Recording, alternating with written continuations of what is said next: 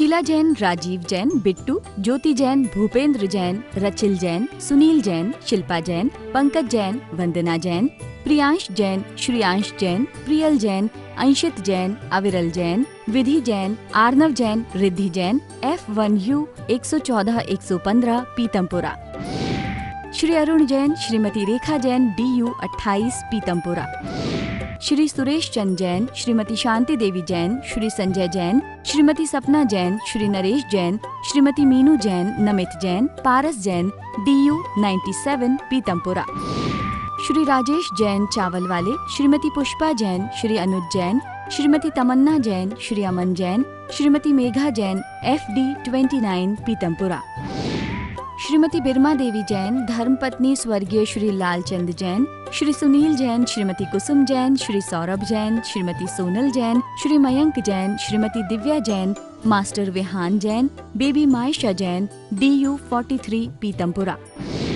श्री हेमचंद जैन परिवार, Shri Pradeep Jain, Shrimati Ruma Jain, Shri Rajat Jain, Shrimati Anshu Jain, master Hridayansh Jain, FU 8 Pitampura. Shri Anil Kumar Jain, Shrimati Rekha Jain, Shri Kartik Jain, Shri Kunal Jain, F1U 137 Pitampura. Shri Santosh Jain, Shri Sanjay Jain, Shrimati Kavita Jain, कुमारी श्रावी Jain, Shri Rajat Jain, DU 49 Pitampura. Shri Prakash Chand Jain, Shrimati Chandrakanta Jain, Shri Pankaj Jain, Shrimati Neelam Jain, Shri Sushant Jain, Shri Divyansh Jain, CU 76 Pitampura. जय श्री ओम नमः सिद्धेभ्यः, जय श्री महावीराय नमः, जय श्री परम प्राचार्य गुरुवे नमः, जय श्री उमा स्वामी गुरुवे नमः, जय श्री शांति सागर गुरुवे नमः, जय श्री विद्यानंद गुरुवे नमः। मोक्ष मार्गस्य नेतारं भेतारं कर्म भूभृतां, ज्ञातारं विश्वतत्त्वानां वंदे तद्गुणलब्धये। तत्वार सूत्र परम मांगलिक ग्रंथ है। आचार्य उमा स्वामी द्वारा यह लिखा गया है। आचार्य कुंद के पट्ट शिष्य कहलाते हैं। 10 अध्यायों में यह ग्रंथ लिखा गया है। प्रथम अध्याय हमारा चल रहा है, जिसमें शिष्य ने पूछा था कि मोक्ष का उपाय क्या है। आचार्य भगवान ने मोक्ष का उपाय बताते हुए कहा था, पहला सूत्र सम्यक दर्शन ज्ञान चारित्राणि मोक्ष मार्गः। मोक्ष किसे कहते हैं? द्रव्य कर्म, नो कर्म और भाव कर्म, इन कर्मों के अभाव का नाम मोक्ष होता है। द्रव्य कर्म जो है, 8 जो कर्म हैं वो द्रव्य कर्म कहलाते हैं। भाव कर्म राग, द्वेष, मोह, ये भाव कर्म हैं, जीव की विकारी अवस्था है। नो कर्म जो है 3 शरीर और 6 पर्याप्तियाँ, अर्थात जो ये शरीर है, ये शरीर को अपन नो कर्म कहते हैं। इस प्रकार से द्रव्य कर्म, भाव कर्म और नो कर्म, इनके अभाव को मोक्ष कहते हैं। इनका अभाव होगा तो आत्मा में अनंत दर्शन, अनंत ज्ञान, अनंत सुख, अनंत शक्ति, अव्ययवाद, सूक्ष्मत्व, अगुरुलघुत्व आदि अनेक गुण प्रकट हो जाते हैं और उस प्रकटता का नाम मोक्ष कहलाता है। मोक्ष मार्ग जो है, मोक्ष का रास्ता, तो उसको प्रकट करने का उपाय क्या है? तो आचार्य ने कहा था, समीचीन रूप से वस्तु तत्व के प्रति श्रद्धा करना, उसको जानना और उस पर चलना, इस प्रकार से यही इसका उपाय है। हम लोग भी ये तीन काम लौकिक जीवन में भी करते हैं। जैसे बोलते हैं ना, देखभाल करके चलना। तो देखभाल करके चलने का मतलब क्या है? माँ कहती है बच्चे से, बच्चों देखभाल करके चलना। तो इसका मतलब क्या होता है? देखना, भाल मतलब जानना, और चलना। तो इस प्रकार से देखा कि अपने सांसारिक कार्य भी तीन कारण उसमें होते ही होते हैं। तो जो पारलौकिक कार्य है अर्थात मोक्ष का उपाय है, वो भी इन तीन कारणों से, पर उसमें हमें सम्यक शब्द जुड़ा हुआ है। सम्यक शब्द जुड़ने से हमारा आत्मा का जो तत्व है या परम तत्व है, उनके प्रति श्रद्धान कैसा है, उनके प्रति ज्ञान कैसा है, और उनके प्रति हमारा चारित्र कैसा है, वो बहुत महत्वपूर्ण रखता है। आपने सूत्र में देखा होगा कि सूत्र में मध्य में ज्ञान शब्द रखा है। वैसे व्याकरण के अनुसार जो छोटा शब्द होता है उसे पहले रखा जाता है और बड़े को बाद में रखा जाता है। तो दर्शन में 3 अक्षर हैं और ज्ञान में 2 अक्षर हैं। तो ज्ञान को पहले रखना चाहिए था, दर्शन को बाद में रखना चाहिए था, पर ऐसा नहीं किया। बोले ठीक है, आपकी व्याकरण हमें मान्य है, लेकिन व्याकरण में एक बात और कही गई है कि जो पूज्य है उसे हम पहले भी रख सकते हैं। तो दर्शन यहाँ पर पूज्य है, क्योंकि बिना दर्शन, बिना श्रद्धा के ज्ञान भी समीचीन नहीं हो सकता है। आचार्य कुंद देव ने अपने समयसार आदि अनेक ग्रंथों में पहले ज्ञान रखा, बाद में श्रद्धा रखी। तो उनका वहाँ जो कहना है कि पहले हम आगम का ज्ञान कर लें, आगम के ज्ञान हो जाने पर फिर हमें स्वसंवेदन हो, फिर हमें अनुभव हो, तो अनुभव पूर्वक फिर ज्ञान सम्यक ज्ञान हो। देखिए, पहले ज्ञान, फिर श्रद्धा और फिर सम्यक ज्ञान, ये क्रम बन जाता है। तो फिर जो हमारा ज्ञान में जो समीचीनता आती है वो तो श्रद्धा पूर्वक ही आती है। हमें औषधि का ज्ञान हो गया, ठीक है ना, लेकिन औषधि का खाने का अनुभव नहीं हुआ। तो जब तक अनुभव नहीं होगा तो वो ज्ञान भी सम्यक ज्ञान नहीं बन सकता। ज्ञान तो है कि बुखार आए तो भैया ये खाइए, आपने नेट में पढ़ लिया, पुस्तक में पढ़ लिया, किसी से सुन लिया कि हमें बुखार है तो हमें ये इस औषध का सेवन करना चाहिए। ऐसा ज्ञान तो है, जानकारी तो है, पर उसका भी स्वसंवेदन नहीं हुआ, उसका आपको अनुभव नहीं हुआ। तो जब आपको अनुभव हो जाए कि अच्छा ऐसा आप खाया था तो मुझे यह बुखार आदि ठीक हो गया था, तो जैसे ही आपको स्वसंवेदन हुआ, उसका अनुभव हुआ, तो वह जो ज्ञान जो अभी सामान्य जानकारी रूप में था, अब वो अनुभव हो जाने के बाद वो श्रद्धा प्रकट हो जाती है, और श्रद्धा से वो ज्ञान कैसा हो जाता है, फिर सम्यक ज्ञान हो जाता है। इसलिए पहले सामान्य ज्ञान, थोड़ा सा क्षयोपशम होता है तो हम वस्तु तत्व को जानें, जानने की जिज्ञासा प्रकट करें, और प्रकट करने के बाद फिर उसका अनुभव स्वसंवेदन लें, तो उसके माध्यम से हमको सम्यक दर्शन हुआ, और सम्यक दर्शन के बाद फिर हमारा जो ज्ञान है, जो जानकारी वाला भी ज्ञान था, वो ज्ञान भी अब ज्ञान सम्यक ज्ञान हो गया। इसलिए सम्यक दर्शन पूर्वक ज्ञान, पहले ज्ञान फिर सम्यक दर्शन, ऐसा नहीं। वहाँ कुंद आचार्य भी यही कह रहे हैं कि ज्ञान से पहले सब जान लो, फिर आपको श्रद्धा हो जाएगी, और श्रद्धा होने के बाद फिर आपको सम्यक ज्ञान होगा, और फिर आपको चारित्र प्रकट हो जाएगा। वैसे सम्यक दर्शन सहित ही सम्यक ज्ञान प्रकट होता है, लेकिन उसके पहले हमारे पास सामान्य जानकारी। देखिए, आत्मा के बारे में जानना और आत्मा को जानना, दोनों में अंतर है ना। तो आत्मा के बारे में ऐसे ही हम तत्वों के बारे में जानें और तत्व को जानें, तो इन दोनों में अंतर है। इसलिए सम्यक दर्शन जो है, पूर्वक जो ज्ञान है, वही ज्ञान यथार्थ ज्ञान कहलाता है। ऐसा हम लोगों ने अभी 1-2 दिन की क्लास में पढ़ा था। किसी व्यक्ति का प्रश्न आया था कि ज्ञान जो है उसको बीच में क्यों रखा? ज्ञान जो है मध्यम दीपक है। वो मध्य का जो दीपक है वह क्या कर रहा है? सम्यक दर्शन को भी पुष्ट कर रहा है और सम्यक चारित्र को भी पुष्ट कर रहा है। सम्यक दर्शन में भी दृढ़ता बनाए रखे हुए है और सम्यक चारित्र को भी वह उस रूप में बनाए रखे हुए है। इसलिए ज्ञान को बीच में रखा कि ज्ञान ऐसा हो कि आगे वाले कमरे को भी प्रकाशित करे और पीछे वाले कमरे को भी प्रकाशित करे।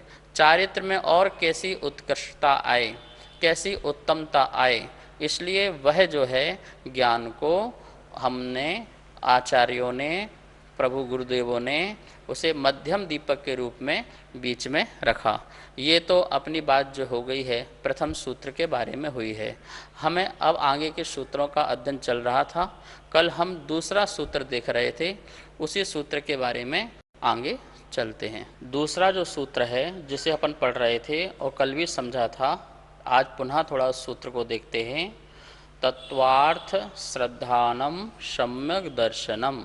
आप देखिए ये लिखा है तत्वार्थ श्रद्धानम सम्यक दर्शनम। तत्व का अर्थ है, अर्थ मतलब स्वरूप ही ले सकते हैं। तत्वों के स्वरूप पर श्रद्धान करना सम्यक दर्शन है। यदि अपन इसको पूरा ले लेते हैं, तत्वार्थ श्रद्धानम, तत्वार्थ का श्रद्धान करना सम्यक दर्शन है। तो यहाँ पर तत्व क्या है? तत्व मतलब होता है वह, त्वा मतलब भाव, उसका भाव। किसका भाव?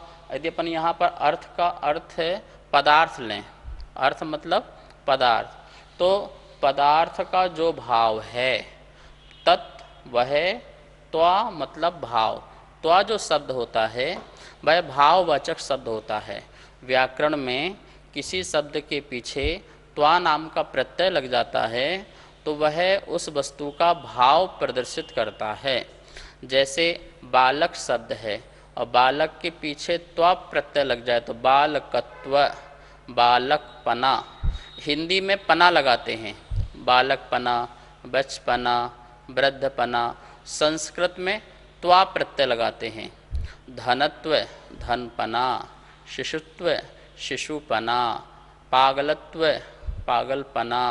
तो इस प्रकार से मनुष्यत्व, मनुष्य और मनुष्यत्व। तो मनुष्यत्व मतलब इंसान के अंदर जो इंसानियत पाई जाती है, तो वो उसके अंदर के जो भाव हैं उस भाव को प्रदर्शित करने के लिए त्वा प्रत्यय लगता है। तो ये जो तत् शब्द है ये सर्वनाम का शब्द है। तत् मतलब वह, और जब त्वा लग गया तो उसका भाव, वह भाव। भाव किसका भाव? अर्थ का।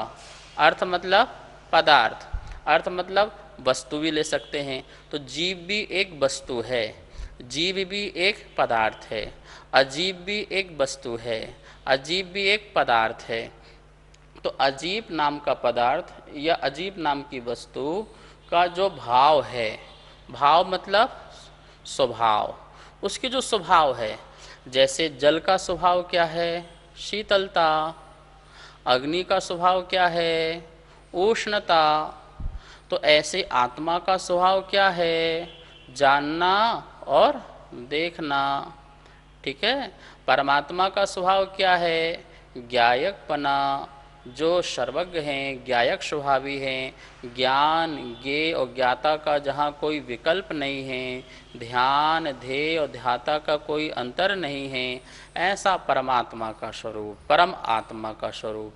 ठीक है। तो जो जिस वस्तु का जैसा स्वभाव है, तो जीव का स्वभाव तो भैया चेतना है, चैतन्यपना है। जानने और देखने के अलावा जीव का कोई कार्य नहीं है। अजीब का क्या स्वभाव है? अचेतनपना, जड़पना। वो समझता नहीं है, वो जानता नहीं है, वो देखता नहीं है। तो वो जो स्वभाव है वो अजीब का स्वभाव है। तो ऐसे ही हम यहाँ पर लगाएं, तत्व किसको ले लें फिर? जो जितने भी तत्व हों, मतलब जो भी भाववाचक जितने भी पदार्थ हों, तो उन पदार्थों का श्रद्धान करना। श्रद्धान क्रिया है, ठीक है ना, करने अर्थ में। क्या श्रद्धान? कैसा श्रद्धान? मतलब इसका अर्थ ये हो गया, जो वस्तु जैसी है उस वस्तु का वैसा ही श्रद्धान करना। अन्यथा श्रद्धा नहीं करना। रत्नकंडक श्रावकाचार में आचार्य समंतवत स्वामी कहते हैं ना, निसंकित अंग में, इदमेवं दृश्यमेवं, ऐसा ही है, इसी प्रकार है, अन्य नहीं है, अन्य प्रकार का नहीं है। मतलब जो जैसा कहा है, जैसा जिनेन भगवान ने तत्व का निरूपण किया है, पदार्थ का निरूपण किया है, उसको वैसा ही श्रद्धान करना। शरीर ये जो है ये चेतन नहीं है, आत्मा जो है वो अचेतन नहीं है। शरीर तो चेतन नहीं है और आत्मा अचेतन नहीं है। पर हम संसार में आज तक क्या करते रहे? आत्म भ्रांति सम रोग नहीं, आत्म भ्रांति सम रोग नहीं। अनादिकाल से मेरी आत्मा के प्रति भ्रांति बनी रही। मैं शरीर को ही आत्मा मानता रहा, आत्मा मानता रहा और आत्मा को जड़ मानता रहा। ये मेरी मिथ्या मान्यता थी। तो आचार्य भगवान कह रहे हैं यदि मिथ्या मान्यता है तो सम्यक दर्शन नहीं होता। यह जो सूत्र है ये अस्ति से सूत्र है। अस्ति, अस्ति मतलब आपको है से समझाया जा रहा है, ना से नहीं समझाया जा रहा है। यदि नास्ति से सूत्र बनाए तो क्या बनाएंगे? इसके आगे अपन को लगाना पड़ेगा आ तत्वार्थ श्रद्धानम मिथ्या दर्शनम। क्या लग जाएगा? आ तत्वार्थ श्रद्धानम मिथ्या दर्शनम। आ तत्व पर श्रद्धान करना, अतत्वार्थ पर श्रद्धान करना मिथ्या दर्शन है। इससे उल्टा हो जाएगा। ये अस्ति से समझाया है कि सम्यक दर्शन क्या है, तो ये पॉजिटिव सूत्र है। यदि इसको नेगेटिव सूत्र बना दो तो यहाँ पर आपको मिथ्या दर्शन लिखना पड़ेगा और यहाँ पर आपको आ लिखना पड़ेगा। मतलब जो तत्व नहीं है, जो जिसका भाव नहीं है, जैसे आत्मा का भाव चेतन है और चेतन भाव नहीं मानना, तो वो मिथ्या दर्शन हो जाएगा। और जो अचेतन पदार्थ हैं उनको चेतन भाव मान लेना, उल्टा भाव मान लेना, विपरीत मान लेना, विपरीत श्रद्धान करना, वो मिथ्या दर्शन हो जाएगा। ठीक है ना। तो इस सूत्र का बहुत सुंदर अर्थ हुआ है और इसको सूत्र को बहुत हम अच्छी तरह से याद भी कर सकते हैं। याद करने में क्या है, एक शब्द तत्व है, दूसरा अर्थ है, दोनों के मिलाए तत्वार्थ बन गया। श्रद्धानम, श्रद्धान करना, और सम्यक दर्शन सबको हमारे यहाँ तो छोटे छोटे बच्चों को भी पता होता है। तो सूत्र बहुत सरल हो गया। तत्वार्थ श्रद्धानम, जो भाव अर्थ का है, पदार्थ का है, वस्तु का है, स्वभाव जो वस्तु का है, उसको वैसा ही श्रद्धान करना, अपने मन से नहीं। अब श्रद्धान कैसे होता है? एक तो हम आगम से पढ़ करके श्रद्धान करते हैं, तो प्रथम अवस्था में तो हम आगम से ही पढ़ करके श्रद्धान करते हैं। यह सूत्र आपको समझ में आ गया होगा। ठीक है, अब इसकी अपन व्याख्या करते हैं। तो हम इस सूत्र के लिए अर्थ समझ लिया। अब हम सबसे पहले किसी विषय वस्तु को आगम से समझते हैं, पढ़ कर के समझते हैं या गुरु के उपदेश से समझते हैं। तो हमने पहले सुन लिया या पढ़ लिया, ये तो आगम से समझना हो गया। आचार्य अमृतचंद स्वामी ने कहा है किसी वस्तु को समझने के लिए 4 बातें ध्यान रखी जाती हैं: शब्द से, आगम से, युक्ति से और स्व अनुभव से, स्व संवेदन से। इन 4 चीज़ों से किसी वस्तु को अपन समझते हैं। पहला शब्द से, जैसे अपन ने लिखा आत्मा, तो आत्मा पहले अपन ने शब्द से आ-त-मा, पहले हमें सिर्फ शब्द समझना है कि शब्द से ये क्या लिखा हुआ है, आत्मा, या कोई शब्द सुन करके समझा अपन ने ये आत्मा। और फिर हमने आगम से आत्मा क्या होती है, तो आत्मा जो चैतन्य होती है, जो देखती है, जो जानती है, जानना देखना जिसका स्वभाव है, ऐसा आत्मा होता है। ऐसा हमने आगम से भी जान लिया, हमने शब्द से भी जान लिया, हमने आगम से भी जान लिया। अब हमें युक्ति से देखना है, युक्ति से भी देखना। युक्ति का मतलब होता है तर्क से, न्याय से, प्रमाण आदि से विषय वस्तु को और अच्छी तरह से जानना। क्योंकि जब तक किसी वस्तु का तर्क ना दिया जाए और युक्ति ना दी जाए तो वो विषय वस्तु हमारे अंदर बैठती नहीं है। अब देखिए, यदि हम तर्क से समझाएं तो तर्क से भी आत्मा घटित हो जाती है। जानना देखना किसका स्वभाव है? आत्मा का। तो ये आँख नाक कान का जानना स्वभाव नहीं है, क्योंकि आँख नाक कान जानती नहीं हैं, जानने देखने में निमित्त बनती हैं, लेकिन वह देखती नहीं हैं। जैसे कोई व्यक्ति के शरीर से आत्मा निकल जाती है तो आँख काम करती है क्या? कान काम करता है क्या? फिर क्या वो सुनता है क्या? फिर वो देखता है?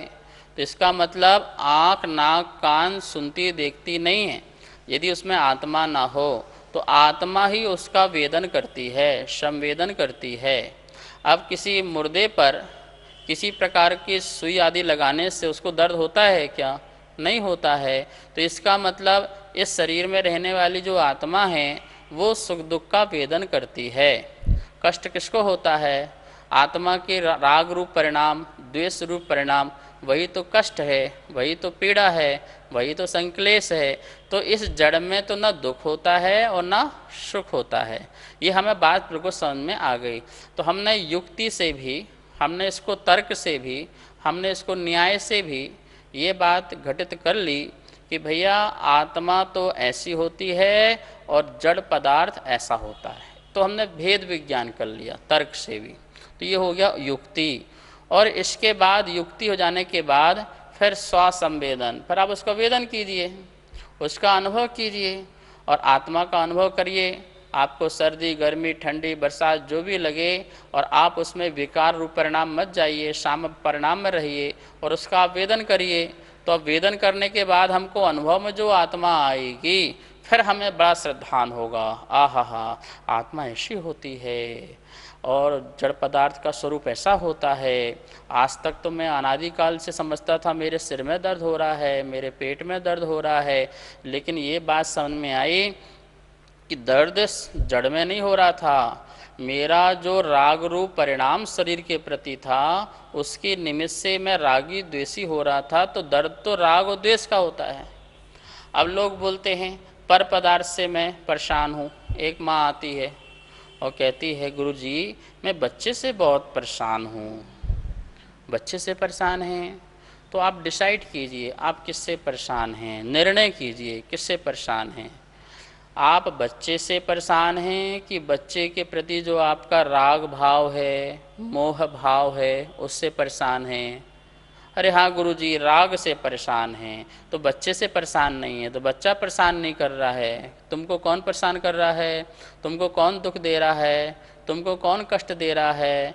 तो भौतिक पदार्थ या पर पदार्थ, पर द्रव्य कोई किसी को दुख और सुख नहीं देता है। सुखी दुखी तो हम अपने इष्ट अनिष्ट के जो परिणाम करते हैं, यह अच्छा है ये बुरा है, ऐसा जो परिणाम करते हैं इससे हम सुखी और दुखी होते हैं। तो जो ये मिथ्या भ्रांति थी, उस मिथ्या भ्रांति का हमारा स्वसंवेदन से वह भ्रांति बाहर निकल जाती है और फिर हमें आत्मा का ज्ञान होता है। स्वद्रव्य का भी ज्ञान अच्छी तरह होता है और पर द्रव्य का भी अच्छी तरह से ज्ञान हो जाता है। महानुभाव, हम पर द्रव्य को भी स्वद्रव्य को जानने के लिए ही पर द्रव्य को भी जानते हैं। इस बात को ध्यान रखना। हमारा पर द्रव्य जानने का प्रयोजन स्वद्रव्य को जानना ही है, पर को जानने का प्रयोजन अपने को जानना ही है। क्योंकि हम या तो अपने को जान लें तो पर समझ में आ जाए, या पर को जान लें तो हम अपने आप को समझ लें। तो आचार्य भगवान ने बहुत ही इस प्रकार से समझाने का प्रयास किया है। अब ये सूत्र जो अपन ने पढ़ा है सम्यक दर्शन का, इस सम्यक दर्शन में जो बात आई है, तत्व की बात आई है कि तत्व जो होते हैं, जो वस्तु का स्वभाव होता है उसको वैसा ही श्रद्धान करना है हमें, तो सम्यक दर्शन होगा। सम्यक दर्शन हमारे आत्मा का जो श्रद्धा गुण है, श्रद्धा नाम का गुण है, और उस श्रद्धा नाम की गुण की जो पर्याय है, अवस्था है, उसका नाम सम्यक दर्शन है। वो अवस्थाएं जो हैं वो अनेक प्रकार की होती हैं। देखिए, मिथ्यात्म कर्म का उदय हो तो श्रद्धा गुण की पर्याय विकारी हो जाती है, और विकारी हो जाने से फिर हमारी आत्मा हर पदार्थ को विपरीत रूप से सोचती है, विपरीत रूप से विचार करती है। उसके मन में बहुत सारी भ्रांतियां बैठ जाती हैं। यदि ऐसा नहीं करेंगे तो ऐसा काम बिगड़ जाएगा, यदि हम दीपक जला के नहीं आएंगे तो हमारा काम खराब हो जाएगा, हम वहाँ पे जाकर के मत्था नहीं टेकेंगे तो ऐसा हो जाएगा, शादी में हमने बायना नहीं निकाला, हमने कम वस्त्र नहीं निकाले बुजुर्गों के लिए, और पितृ लोगों को हमने ये दान नहीं दिया। तो इस प्रकार से इतनी सारी मिथ्या मान्यताएं जो बैठ जाती हैं, ये सब मिथ्यात्व कर्म के उदय से बैठ जाती हैं। आत्मा का श्रद्धा करना एक गुण है और श्रद्धा रूप पर्याय उसकी है। अब वो श्रद्धा कैसे हो, विपरीत हो या समीचीन हो, दो प्रकार से हो सकती है। जब विपरीत श्रद्धा होती है तो उसके कारण हमारा अनादि काल का संसार में कर्म का बंध बनता है। हमारा संसार में भटकने का मेन कारण क्या है, यही विपरीत श्रद्धा तो है, जो हमने खोटी श्रद्धा विषय वस्तुओं के प्रति रख रखी है। जैसे कि हमने कैसी कैसी विपरीत श्रद्धा मान रखी है, शरीर होगा तो मैं रहूँगा वरना मैं मर जाऊँगा, तो अपने इस शरीर से ही अपना अस्तित्व मानना, ये श्रद्धा विपरीत है कि नहीं बताइए? बिल्कुल उल्टी श्रद्धा है कि नहीं है? ये उल्टी श्रद्धा है कि हमने शरीर है तो ये हम हैं और शरीर नहीं है तो हम नहीं हैं, मकान है तो हम हैं और मकान नहीं है तो हम नहीं हैं, ये विपरीत श्रद्धा है। हे गुरुवर नमोस्तु नमोस्तु नमोस्तु। अगर हमारी विपरीत श्रद्धा समाप्त हो जाए तो क्या हमें सम्यक दर्शन हो सकता है? देखिए, विपरीत श्रद्धा समाप्त हो जाए तो सम्यक दर्शन होना ही होना है, क्योंकि इस विपरीत श्रद्धा के कारण ही तो संसार है, और विपरीत श्रद्धा समाप्त हुई तो सम्यक दर्शन, और सम्यक दर्शन हुआ तो हम शीघ्रता से मोक्ष को प्राप्त हो सकते हैं। तो हमारा सम्यक दर्शन प्रकट हो, इसके लिए हमें बहुत पुरुषार्थ करना चाहिए। गुरुदेव नमोस्तु नमोस्तु नमोस्तु। हम संसार में परिभ्रमण क्यों करते हैं? हम संसार में इसलिए भ्रमण करते हैं क्योंकि हम अपने को भूल जाते हैं। पंडित दौलत राम जी कहते हैं ना, भूल आपको भरमत बादी। हम अपने स्वरूप को और अपने स्वभाव को भूल जाते हैं, इसलिए संसार में भ्रमण करते हैं। यदि अपना स्वभाव याद रखें तो हम संसार में कदापि कभी भी भ्रमण नहीं कर सकते हैं। अपने को याद रखना मतलब अपने स्वभाव को याद रखना, और अपने स्वभाव को याद रखने से हमें सम्यक दर्शन की प्राप्ति शीघ्रता से होती है और संसार में फिर भटकना हमारा बंद हो जाता है। इसलिए हमें अपने स्वरूप के जानने के लिए बहुत अथक प्रयास करना चाहिए। जैसा आचार्यों ने यहाँ पर कहा है कि तत्व को अच्छी तरह से जानो, मैं कौन हूँ, मेरा स्वरूप क्या है, मुझे क्या करना है, मेरा जानना देखना स्वभाव है। इस प्रकार से अपने को जानने का बहुत बार प्रयास करो और अनुभव करो, जिससे हमारा भटकन जो है संसार में, परिभ्रमण जो है, पंच परावर्तन जो है वो समाप्त हो जाएगा और समीचीन मोक्ष का रास्ता हमें प्राप्त हो जाएगा। सुनीत जैन, नीरज जैन, विभोर जैन, इति जैन, सर्वांग जैन, चारू जैन, गौरव जैन, दर्श जैन, अनिकांत जैन, कोकिला जैन, कनिका जैन, गौरव जैन, अर्घ्य जैन, नितिका जैन, मयूर जैन, पर्व जैन, अदिति जैन, सामवेद, तिलका देवी जैन, मनोज जैन, उषा जैन, सुनीत जैन, नीरज जैन, अनिकांत जैन, कोकिला जैन, राजीव जैन, वंदना जैन, राजीव जैन, वंदना जैन, वरुण जैन, पूजा जैन, वाणी जैन, श्रीमती कमलेश जैन, धर्मपत्नी स्वर्गीय श्री श्रीपाल जैन, परिवार QU 149C, पीतमपुरा, दिल्ली, श्रीमती आशा जैन, धर्मपत्नी श्री सुखमाल चंद जैन, चावल वाले, श्री रवि जैन, श्रीमती डिम्पल जैन, श्री अमित जैन, श्रीमती मीतू जैन, श्रेय जैन, अर्पित जैन, कनिका जैन, आदित्य जैन, FU 71, पीतमपुरा, दिल्ली, श्रीमती केला जैन, श्री जगदीश राय जैन, श्रीमती उषा जैन,